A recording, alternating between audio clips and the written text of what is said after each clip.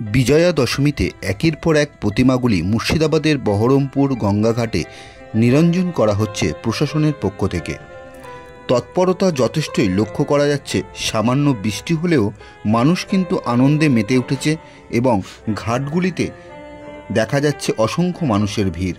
প্রতি বছরের মতন এবারও হাজার হাজার মানুষের ভিড় লক্ষ্য করা গেল বহরমপুর সংলগ্ন নজরুল সরণিতে। আগত প্রতিমাগুলি একের পর এক গঙ্গাঘাটে বাদ্যযন্ত্রের মাধ্যমে মানুষকে মাতিয়ে তুলেছে। দেখুন সেই মনোরম নিরঞ্জনের চিত্র।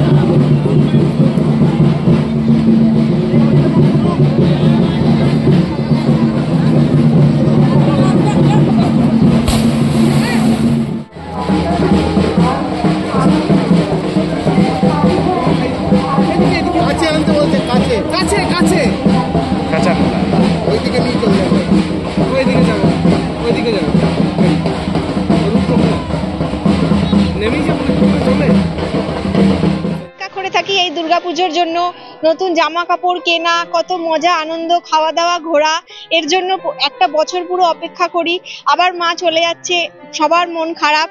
সবাইকে শুভ বিজয়া দশমীর প্রণাম জানাই বড়দেরকে। এইভাবে পুজোটা আবার যেন সামনের বছর সুন্দরভাবে আসুক, কাটুক, এটাই চাই। আর সবাই ভালো থাকুক, এটাই চাই। রিয়া ঘোষ।